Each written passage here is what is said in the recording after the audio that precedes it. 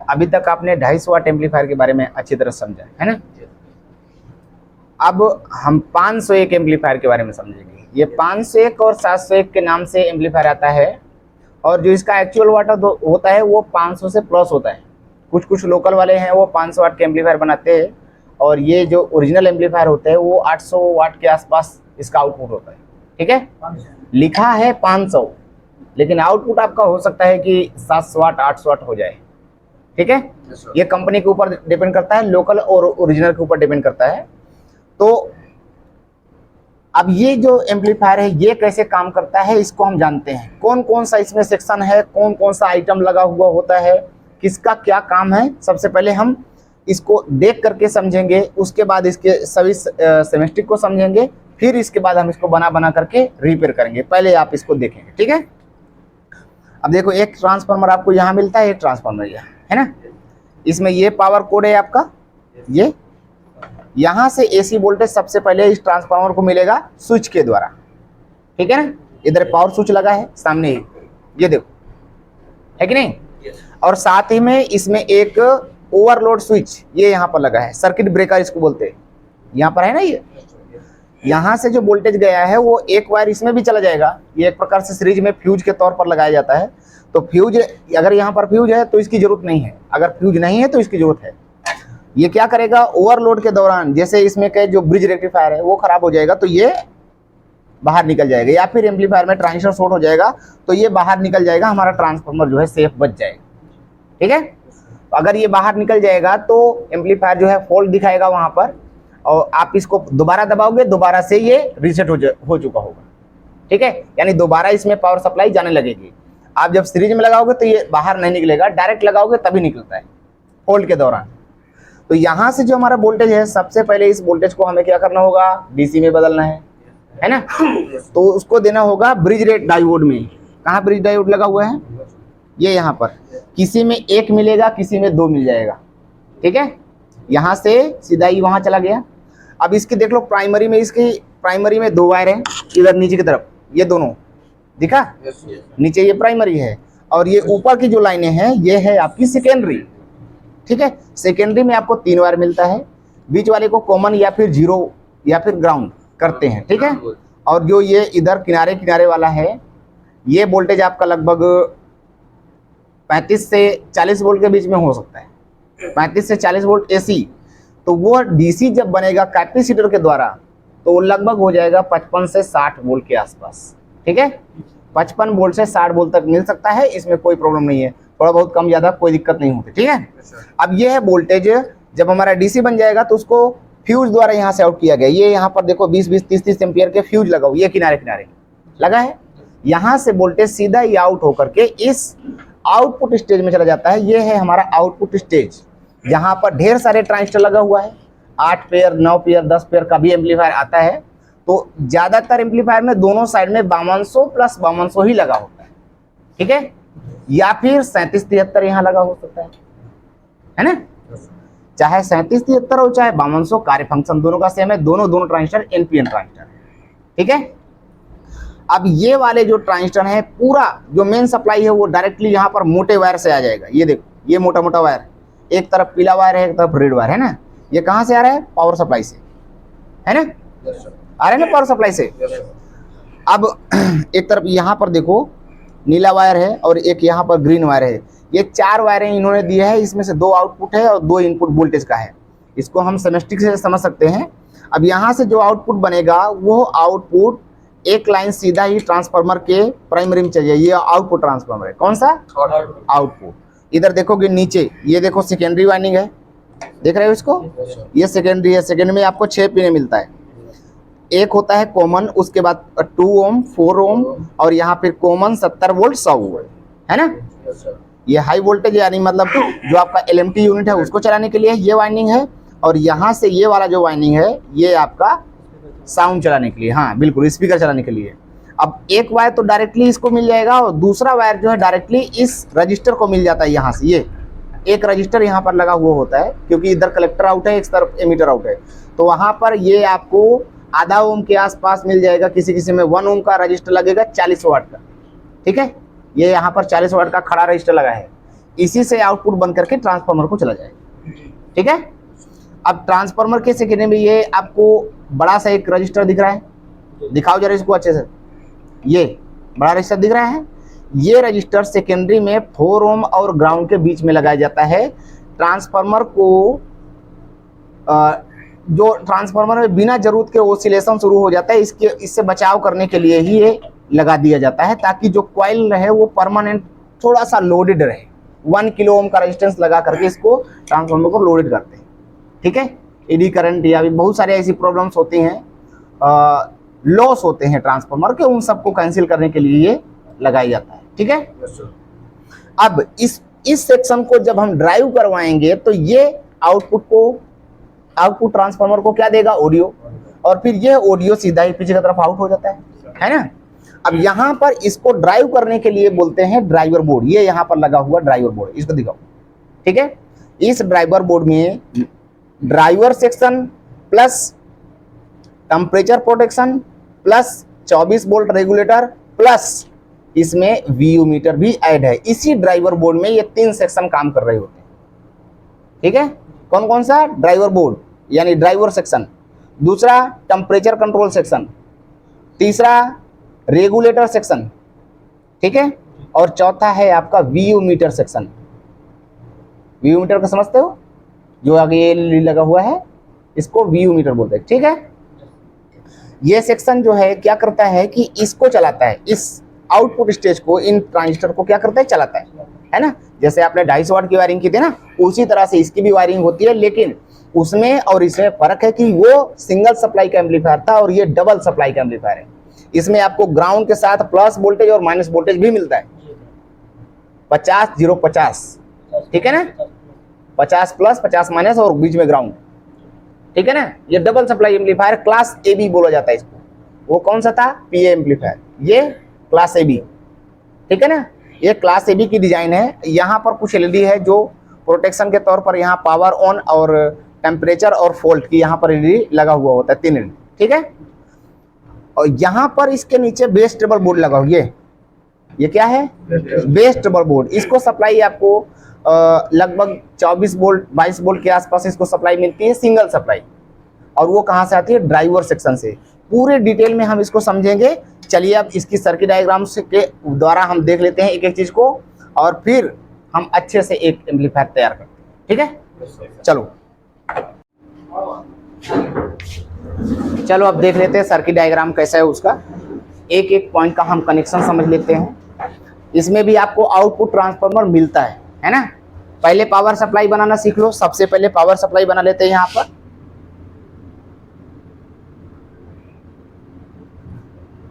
बना लेते हैं प्लग, है ना। ये हो गया प्लग आपका। उसके बाद ये सीधा ही एक तो चला जाएगा हमारा सर्किट ब्रेकर में। कहाँ पर चला जाएगा, सर्किट ब्रेकर। शॉर्ट फॉर्म में इसको CB लिख देते हैं। क्या लिख देते हैं, CB। ये एक प्रकार का ओवरलोड के दौरान ये अपने से ओपन हो जाता है, स्विच होता है ना जो बंद हो जाता है। ठीक है, ऑटोमेटिक स्विच है। चालू करने के लिए आपको दबाना पड़ेगा, बंद करने के लिए बस ओवरलोड करोगे तो बंद हो जाएगा, है ना। उसके बाद इसमें से जब आगे जाएगा, एक तो हमारा न्यूट्रल ऐसे ही चला जाएगा ना। अब उसके बाद स्विच लगाना पड़ेगा आपको, पावर स्विच आपका ये है ना। इस प्रकार से स्विच में चला जाएगा। जब आप इसको ऑन करोगे तो यहां से वोल्टेज आउट होगा कि नहीं। उसके बाद लगा हुआ है आपका ट्रांसफार्मर की प्राइमरी में आपके वोल्टेज चला जाएगा ऐसे, है ना। फिर ट्रांसफार्मर के सेकेंडरी से यह वोल्टेज आउटपुट होगा। देखो इसमें 3 लूप निकलता है सेकेंडरी में। बीच वाले को करते हैं ग्राउंड। क्या करते हैं, बीच वाले को करते हैं ग्राउंड।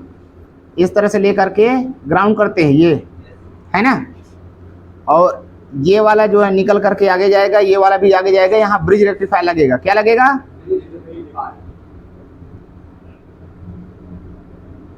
ऐसे ब्रिज रेक्टिफायर बना देते हैं।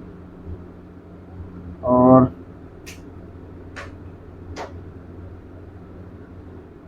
समझ जाओगे, है ना।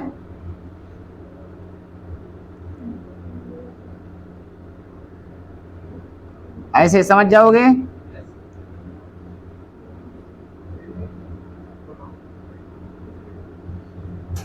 समझ जाओगे। बन गया ब्रिज रेक्टिफायर। गलत हो गया कि सही हो गया? गलत हो गया ना।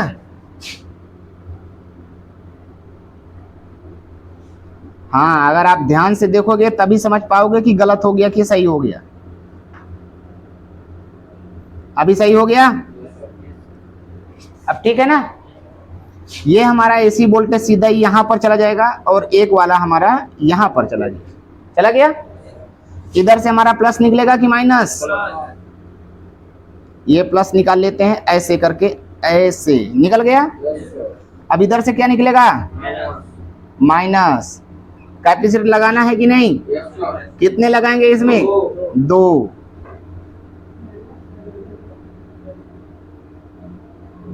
प्लस माइनस आपस में जोड़ करके माइनस की तरफ ये माइनस हो गया और प्लस की तरफ प्लस हो गया, है ना। बीच वाले पॉइंट को क्या करेंगे? ग्राउंड करेंगे। ऐसे लगा करके ये ग्राउंड के साथ जोड़ दिया हमने, है ना, जहां पर वो ट्रांसफार्मर का बीच वाला था। ठीक है, ये हमारा सप्लाई बन गया ना। अब यहां पर मैं लिख देता हूं वोल्टेज कितना, 35 वोल्ट, और ये है 0 वोल्ट और ये है 35 वोल्ट एसी। अब इसमें एसी में क्या प्लस माइनस होता है क्या? नहीं। तो यहां पर अब कितना बन जाएगा? 55 वोल्ट, है ना। ये वाले पॉइंट को ग्राउंड के साथ जोड़ेंगे, ये ग्राउंड लाइन हो गया, है ना। ये वाला बनेगा माइनस 55 वोल्ट बन गया। पावर सप्लाई हमारा इतना बन गया।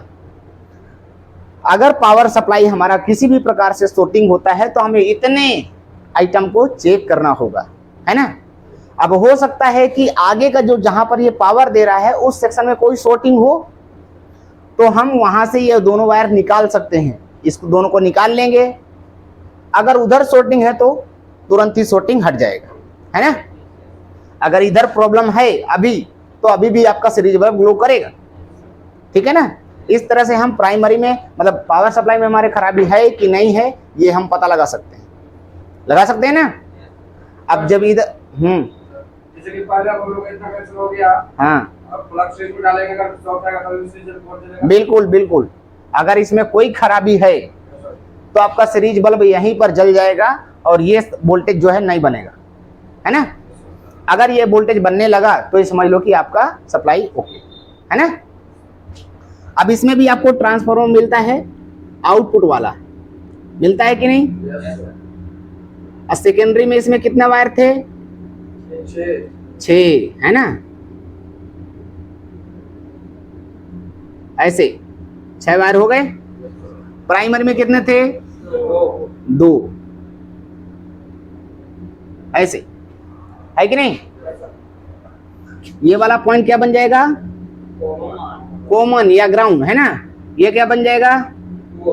2 ओम। ये 4 ओम। ये क्या बनेगा? ये लो। और फिर 70 वोल्ट, फिर 100, है ना। बन गया ट्रांसफार्मर हमारा। अब इसमें ट्रांजिस्टर लगाने हैं, है ना। ट्रांजिस्टर इसमें वैसे तो 8 ट्रांजिस्टर लगे हैं, हम यहाँ पर 2 ट्रांजिस्टर लगा करके भी समझ सकते हैं। बोर्ड पर हम ढेर सारे थोड़े लगाने हैं, यही थोड़े बजाना है आपको। वहां पर लगा लेना जितने लगाना हो आपको, है ना। 5 लगाओ, 10 लगाओ, 12 लगाओ, जितना मर्जी उतना लगा लो वहां पर जब प्रैक्टिकल करोगे, है ना। तो यहां पर मैं आपको 2 ट्रांजिस्टर बना करके दिखाता हूं। एक ये हो गया, एक ये हो गया। ठीक है। बेस,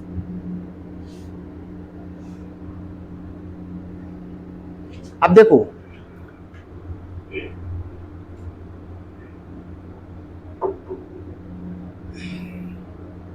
एमीटर, ये वाला एमीटर, इधर हम बनाते हैं इसको एमीटर और इसको एमीटर। ठीक है। एमीटर पर एक एक रजिस्टर लगता है, हर एम्पलीफायर में आपको मिलेगा ही मिलेगा। कितने वोल्ट का होता है? 5 वाट, है ना। कितने ओम का होता है? 0.33 या 25, जो भी बोलना है बोल दो, ठीक है। यहां पर 0.33 भी मिल जाएगा, 0.25 भी मिल जाएगा, 0.50 भी मिल जाएगा, ठीक है। जो लगा हो वही लगाना है, जो कंपनी ने वहां लगाया है वही लगाना है। इसको अगर आपने हेर फेर कर दिया तो आपका सेट चलेगा नहीं। 2 ट्रांजिस्टर लगा दिए हैं, 2 ट्रांजिस्टर हिट होंगे और बाकी के 2 वाले ट्रांजिस्टर हिट नहीं होंगे। आप ये चीज अलग अलग चेक नहीं कर पाओगे, है ना। और हर बार जो है कस्टमर आकर के पटक देगा कि बोले ले भैया बनाए थे वही 2 उड़ गए, है ना। फिर बनाओगे तो फिर वही 2 उड़ जाएंगे, बार बार उड़ते रहेंगे, है ना। इससे आपको पैसा दोबारा तो मिलेगा नहीं, आपको उसी पैसे में फिर काम करना होगा, लॉस हो जाएगा। इसलिए कभी भी आपको जो अगर वैल्यू आपके पास सेम नहीं है तो आप कभी भी दूसरी वैल्यू मत लगाना, ठीक है। चेंज करना है तो आप सब के सब चेंज कर देंगे, सब के सब चेंज कर देंगे। दूसरे अगर E33 लगा था, आपको 0.5 लगाना है तो भी चलेगा सेट, कोई प्रॉब्लम नहीं, ठीक है। लेकिन सब के सब आपको E5 ही लगाना है फिर, है ना। सपोज करो आपके पास वैल्यू नहीं है, E33 लगा था पहले, है ना। आपके पास E5 है, पूरा पैकेट आपने खरीद लिया था E5 वाला, और E33 आपने नहीं लिया, तो वहां पर क्या करोगे? सबको चेंज कर दोगे, ठीक है। ये वाले रजिस्टर अगर उड़ जाते हैं तो आपकी आवाज फटी फटी सी आती है, ठीक है। यहां जो है फटी फटी होने का ये सबसे बड़ा कारण बन जाता है, ये रजिस्टर उड़ना।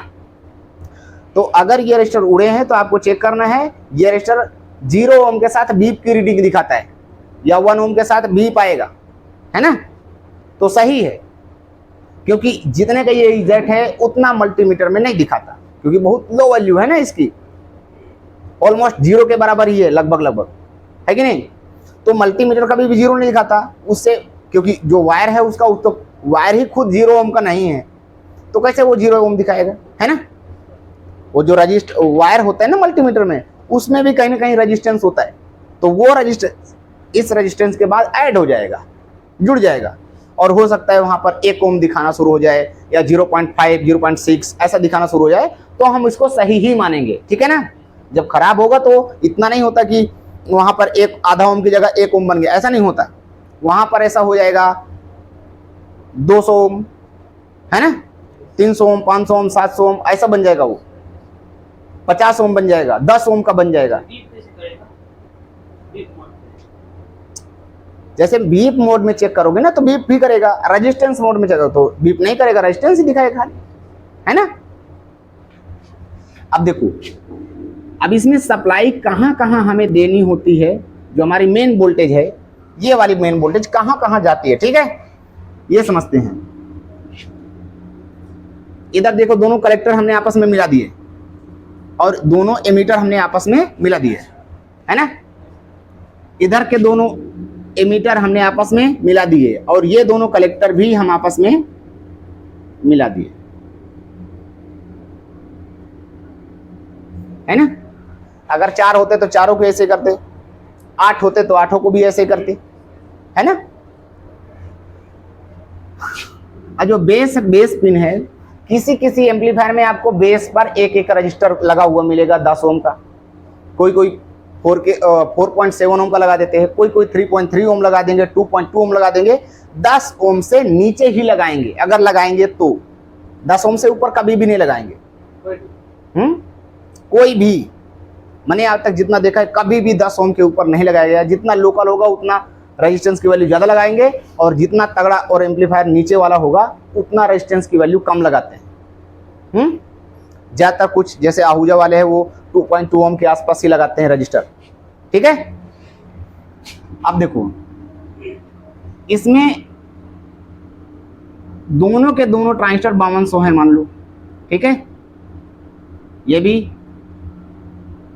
और इधर वाले भी 5200 ही होंगे, ठीक है ना। 5200 के कलेक्टर पर पॉजिटिव देंगे कि निगेटिव, बोलो। 5200 के कलेक्टर पर, एनपीएन ट्रांजिस्टर के कलेक्टर पर पॉजिटिव वोल्टेज आता है कि निगेटिव? नेगेटिव कौन बोल रहा था? इतना आराम से क्यों बैठे हो? सो जाओगे अभी? टाइट होकर के बैठो। इसके कलेक्टर पर कौन सप्लाई आएगी? पॉजिटिव। कितना वोल्टेज? 55 वोल्टेज। यहां पर ये वाला जो 55 वोल्टेज है ये यहां पर आता है। मैं इसको एक वायर लेकर के सीधा ही 55 वोल्ट की लाइन में जोड़ देता हूं। ये जुड़ गया। एक अब इधर जो है एक साइड हमने पॉजिटिव वोल्टेज दिया है, एक साइड हम निगेटिव वोल्टेज देंगे। जैसे 250 वाट में था वैसा नहीं है यहाँ पे सिस्टम, क्योंकि यहाँ पर डबल सप्लाई है ना। एक साइड के ट्रांजिस्टर पॉजिटिव सप्लाई को लेकर के पॉजिटिव ही आउट करेंगे, एक साइड के ट्रांजिस्टर निगेटिव वोल्टेज लेकर के निगेटिव आउट करवाएंगे। तो हम निगेटिव वोल्टेज कलेक्टर पर देंगे कि एमीटर पर? एमीटर पर, है ना। तो ये एमीटर वाला पॉइंट है, यहां पर हमें वोल्टेज देना होगा निगेटिव, जो कि इस पॉइंट से आता है। ऐसे दिख गया? समझ रहे हो ना वोल्टेज कहां दे रहे हैं हम? ये माइनस वोल्टेज यहां पर आ गया, -55 वोल्ट, है ना। यहां पर आ गया आपका +55 वोल्ट, है ना। अब इन ट्रांजिस्टरों को अगर हम अलग अलग चलाएंगे तो अलग अलग थोड़ी चलेंगे। बाइसिंग वोल्टेज हम सबको एक करना होगा ना। इसका बेस और इसका बेस हम मिला देते हैं। अगर 4 होते तो चारों को मिला देते, 10 होते तो 10 को मिला देते। ऐसे बेस के साथ बेस मिल गया। अब 2 पॉइंट हमारे पास बेस वाले बन गए, है ना। बन गए ना।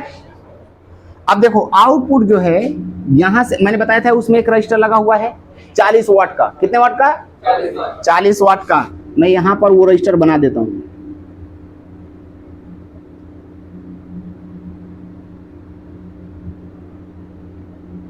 ये रजिस्टर मैंने बना दिया 40 वाट। कितने वाट का? ये देखो मोटा सा था ना वहां पर रजिस्टर।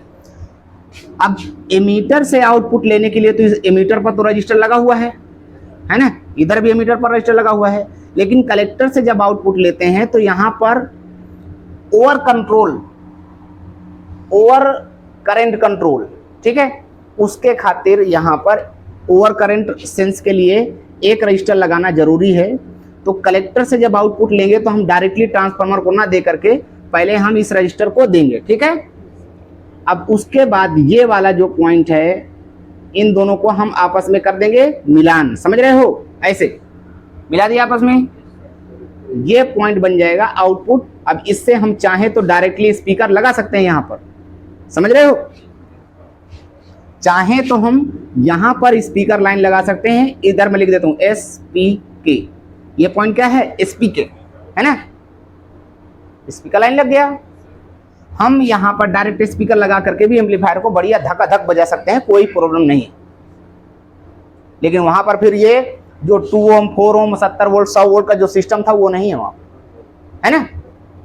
सिर्फ इसीलिए ये ट्रांसफार्मर यहां पर लगाया गया है स्टेप अप करने के लिए, ठीक है। हम यहां पर चाहे तो 2 ओम के लिए ऑडियो निकाल लें, चाहे तो 4 ओम के लिए निकाल लें, है ना। वोल्टेज बढ़ाएंगे एम्पियर कम हो जाएगा, एम्पियर बढ़ाएंगे तो वोल्टेज कम हो जाएगा। आउटपुट तो उतना ही रहेगा जितना है उतना ही। जितने वाट का यहां से आउटपुट निकला है उतना ही वाट रहेगा, लेकिन वोल्टेज और एम्पियर का वहां पर फर्क ले सकते हैं। टोटल जो लोड चलेगा वो उतना ही चलेगा जितने वाट का ये सिस्टम है, ठीक है ना। तो जो लोग सोचते हैं कि इस ट्रांसफार्मर की वजह से हमारा ऑडियो बढ़ जाता है या फिर ज्यादा वाट का एम्पलीफायर बन जाता है, ऐसा कुछ भी नहीं होता, ठीक है। ये सिर्फ और सिर्फ वोल्टेज को स्टेप अप करने के लिए है। 2 ओम के लिए हमें कम वोल्टेज चाहिए, मतलब ज्यादा एम्पियर लगता है 2 ओम में, तो यहाँ पर एम्पियर ज्यादा मिलेगा। और 4 ओम में हमें वोल्टेज ज्यादा लगता है तो यहाँ पर 4 ओम पर वोल्टेज ज्यादा मिलता है, ठीक है। 70 वोल्ट इसमें थोड़ा सा कम वोल्टेज रहेगा, 100 वोल्ट में और ज्यादा वोल्टेज रहेगा, है ना।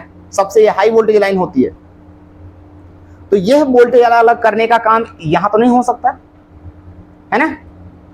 इसलिए हम इस ट्रांसफार्मर का इस्तेमाल करते हैं। अब ये जो ऑडियो है हमें स्पीकर को ना दे करके हम डायरेक्टली इस ट्रांसफार्मर को ऐसे दे सकते हैं, ऐसे, ठीक है। ट्रांसफार्मर के एक पॉइंट पर ऑडियो चला जाता है। अभी हम उसमें देख रहे थे एम्पलीफायर में, तो उसमें तो ये चीज समझ में नहीं आ रहा कि कहाँ कहाँ लगा हुआ है वो, है ना। अब आपको समझ में आ जाना चाहिए कि वो रजिस्टर जो था वो किस प्रकार से ये 40 वाट का रजिस्टर यहाँ पर लगा। कैसे लगा है? कलेक्टर की वोल्टेज को आउट करवाने के लिए डायरेक्टली यहां पर ना दिया जाए, एक रजिस्टर बीच में लगा दिया जाए, इस तरह से इन्होंने लगाया। ठीक है। अब ये जो ये वाला पॉइंट बचा है, इस पॉइंट को भी हम क्या करेंगे? ग्राउंड कर देते हैं, है ना। इधर से ग्राउंड हो गया। अब इसमें होता क्या है कि अगर जो हम इस पिन को वोल्टेज देते हैं तो हमारा पॉजिटिव सप्लाई यहां पर आउट होगा, इधर देते हैं तो हमारा नेगेटिव आउट होगा, है ना। होगा कि नहीं? पानी लाओ जरा।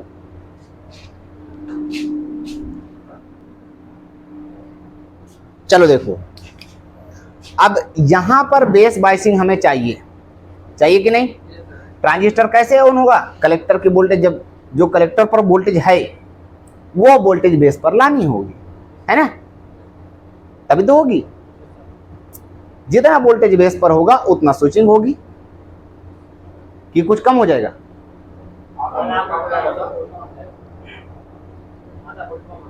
उनके बाद क्यों बोल रहे हो? कॉपी कर रहे हो? हेलो, कॉपी कर रहे हो? क्यों नहीं बोले? बोलना तो चाहिए ना, निमंत्रण में बैठे हो। इधर कितना बाइसिंग वोल्टेज होना चाहिए? क्या 1 वोल्ट यहां पर दोगे तो आउटपुट कितना हो जाएगा? 0। अरे कितना हो जाएगा? तो 1 वोल्ट 1.5 वोल्ट क्यों बोल रहे हो? भूल गए क्या? भूल तो रहे हो, को लग रहा है। टाइट करते हैं थोड़ा सा शासन, ना आपकी वजह से ही हो रहा है। जब ऐसे करोगे, लापरवाही करोगे तो क्या होगा? यहां पर बाइसिंग वोल्टेज हमें 0.5 वोल्ट के नीचे चाहिए, ठीक है, ताकि ट्रांजिस्टर ऑन ना हो जाए। ऑन होने के लिए थोड़ा सा बाइसिंग वोल्टेज चाहिए, उससे ऑन नहीं होता, मतलब ट्रांजिस्टर आउटपुट नहीं करता है 0.5 वोल्ट से, या 0.5 वोल्ट के अंदर की वोल्टेज से ट्रांजिस्टर आउटपुट नहीं करेगा, कुछ भी नहीं करेगा। ठीक है। जब तक हमें ऑडियो से आउट करवाना है कि डायरेक्टली आउट करवा देना है? बाहर लगाया वोल्टेज बस चालू, ऑडियो आउट लेना है कि वोल्टेज आउट लेना है? स्पीकर को डीसी सप्लाई चाहिए कि सिग्नल चाहिए? सिग्नल, है ना। डीसी में तो टंग जाएगा ना एक तरफ। अब ये ट्रांसफार्मर डीसी सप्लाई बर्दाश्त करेगा कि नहीं? सर नहीं, हाँ या ना बोलो। नहीं करेगा ना। तो ये जो ट्रांजिस्टर आउट करेगा ये वोल्टेज, ये परमानेंट वोल्टेज होता है, ठीक है। ऑडियो बज रहा होगा तब भी ये वोल्टेज रहेगा, नहीं बज रहा होगा तब भी ये वोल्टेज बेस पर रहता है। तो वहां पर हम 1 वोल्ट अगर दे देगा तो आधा वोल्टेज आउट करना शुरू कर देगा, और चाहे बजाओ या ना बजाओ तब तो वो चलता ही रहेगा ना, वो ट्रांजिस्टर जल नहीं जाएगा। तो हमें वहां पर 500 मिली वोल्ट से कम देना है, ठीक है। इस पर लगभग 300 मिली वोल्ट के आसपास, कितना? 300 मिली वोल्ट के आसपास यहां पर हम इसकी बाइसिंग रखेंगे, ठीक है। और इसकी जो बाइसिंग है इसको भी हम लगभग 300 या 200 के आसपास रखेंगे, 200 मिली वोल्ट। हाँ, यहां पर सिस्टम अलग अलग है। उधर कलेक्टर आउट, एमीटर आउट है, ये देखो एमीटर आउट, और इधर कलेक्टर से आउट है। तो कलेक्टर आउट एमीटर आउट में फर्क नहीं, क्या आपको पता है? तो वोल्टेज भी तो अलग रहेगा, सेम वोल्टेज थोड़े रख सकते हैं वहां पर, ठीक है। सेम नहीं रहता, ठीक है, थोड़ा सा डिफरेंस रह जाता है, कोई दिक्कत की बात नहीं। इधर अब ऑन करने के लिए इधर से अगर हम 1 वोल्ट देंगे तो ये ऑन हो जाएगा, है ना। ये ट्रांजिस्टर को कितना वोल्टेज देंगे? हाँ, 1 वोल्ट। एमीटर पर कितना है?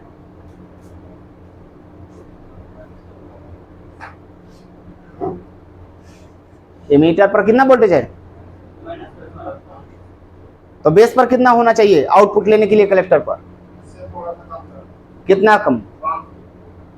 500 मिली वोल्ट कम। हाँ बिल्कुल, एमीटर से जब हम कलेक्टर आउट लेते हैं तो जो एमीटर का वोल्टेज है उससे 500 मिली वोल्ट कम कर देते हैं बेस का और दे देते हैं। 500 मिली वोल्ट कम करना है उसके बेस का वोल्टेज, ठीक है, एमीटर की तुलना में, चालू हो जाएगा। ठीक है, तो हमें चालू नहीं करना, इसलिए हम उससे भी कम यहां पर वोल्टेज करेंगे। सपोज जैसे यहां पर 55 वोल्ट है ना, तो बेस पर हम देंगे ये 200 मिली वोल्ट जो है, कैसे दिखेगा, बेस टू इमीटर, कैसे दिखेगा ये, मैं यहां पर लिख देता हूं B2, ये 200 मिली वोल्ट कैसे, बेस टू इमीटर। इस हिसाब से अगर आप ग्राउंड से चेक करोगे, ग्राउंड से चेक करोगे तो यहां पर दिखेगा आपको, इससे 200 मिली वोल्ट कम करेंगे तो यहां पर 54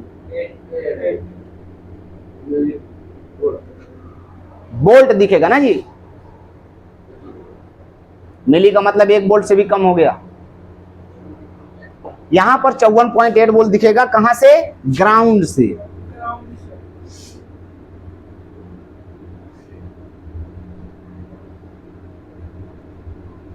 ग्राउंड से इतना दिखेगा, ठीक है। अगर बेस टू मीटर दिखाओगे तो इतना दिखेगा, ठीक है। ये वोल्टेज बनता कहां से है, ड्राइवर बोर्ड की वजह से, ऐसे तो बन नहीं जाएगा, है ना। चलो अब ड्राइवर बोर्ड बनाते हैं, ध्यान रखना ये चीज समझ लेना अच्छे से। बेस टू मीटर इतना दिखेगा और ग्राउंड से चेक करोगे तो यहां पर माइनस लिखना चाहिए मुझे, माइनस, कौन सा वोल्टेज दिखेगा, माइनस, है ना, समझ जाओगे ना। इतना दिखता है तो ये एम्पलीफायर सही है, ठीक है। उसके साथ साथ आपको हीटिंग चेक करना होता है कि इधर के ट्रांजिस्टर बराबर हीट हो रहे हैं कि उधर वाला हीट हो रहा है, इधर हो ही नहीं रहा। यह चीज आपको चेक करना होगा, ठीक है। अब ये वोल्टेज कैसे बनता है, ड्राइवर सेक्शन से कैसे बन करके आता है वो चीज समझते हैं। ड्राइवर सेक्शन में देखो, एक 501 का ड्राइवर बोर्ड हमने बना करके रखा था, कहां है वो, नीचे देखो, डेमो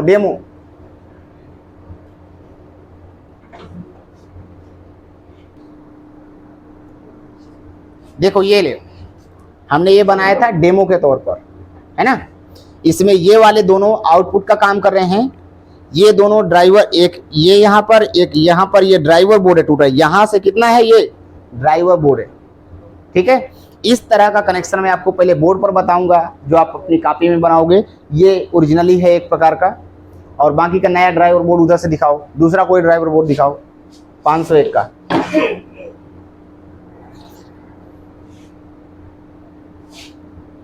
ये रहा,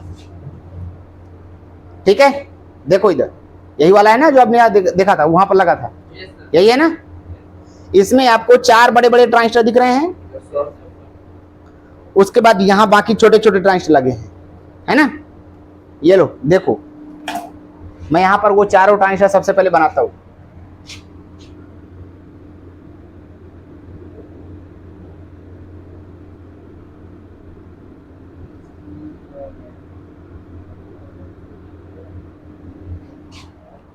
ड्राइवर बोर्ड कहां से स्टार्ट कर रहे हैं, इसके खातिर मैं बीच में लाइन लगा दूं तो आपको बेहतर रहेगा कि ड्राइवर बोर्ड है कितना। स्याही खत्म हो गया इस, तो लाल का मिला नहीं तो नहीं पड़ेगा। हाँ, लाल का नहीं मिला तो लाल का तो स्याही ही नहीं मिली, ऐसे तो पता चल जाएगा ना। Yes sir. इतना है आपका ड्राइवर बोर्ड, ठीक है। अब ड्राइवर बोर्ड को समझते हैं। पहले इसमें लगने वाले ट्रांजिस्टर्स बना लेता हूं इधर।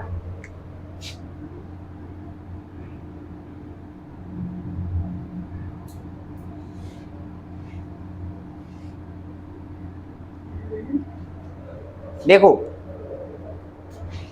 एक ट्रांजिस्टर यहां पर लगा है, नंबर में लिख देता हूं इसका। यहां पर हो सकता है 20, 73 लगा हो या फिर 4793 भी होगा, ऐसा भी हो सकता है। ठीक है, दोनों ट्रांजिस्टर एक दूसरे की जगह चल जाए। और यहां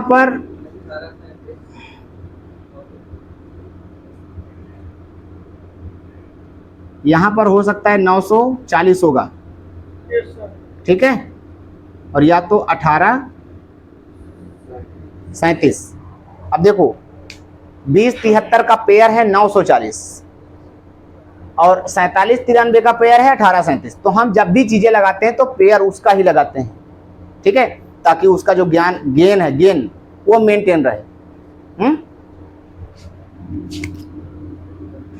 ये ट्रांजिस्टर को सप्लाई चाहिए होगा, चाहिए कि नहीं?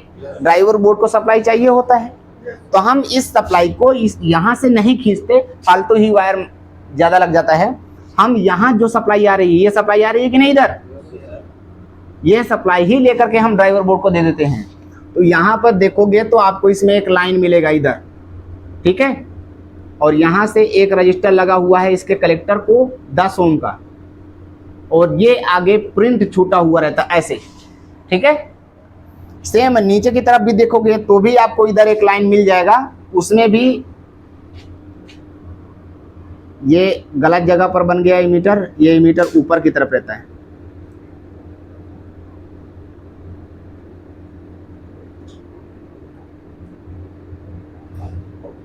ये पीएनपी है। ठीक है,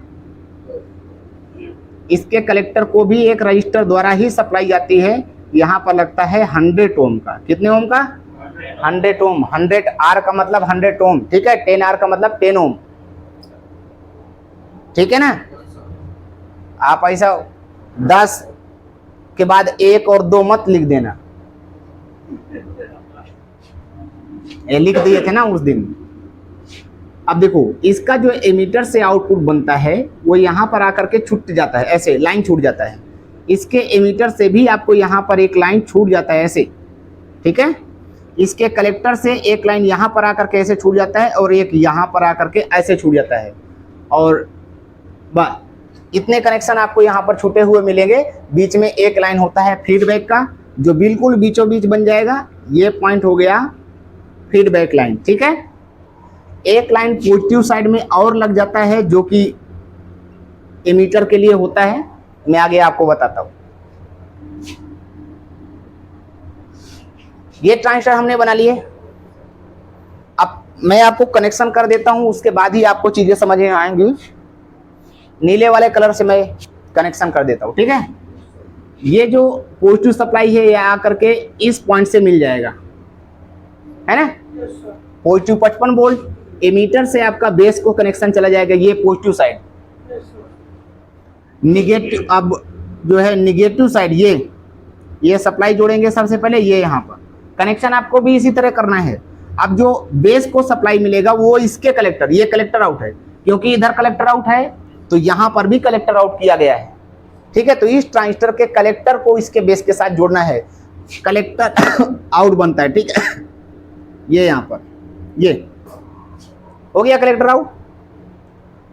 इसके एमीटर को जोड़ते हैं इसके कलेक्टर के साथ,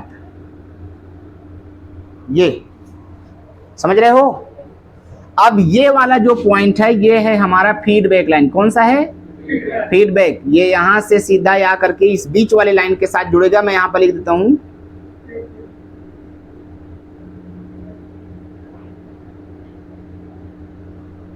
ठीक है, वो है हमारा फीडबैक लाइन। फीडबैक लाइन ही होता है स्पीकर लाइन, है ना?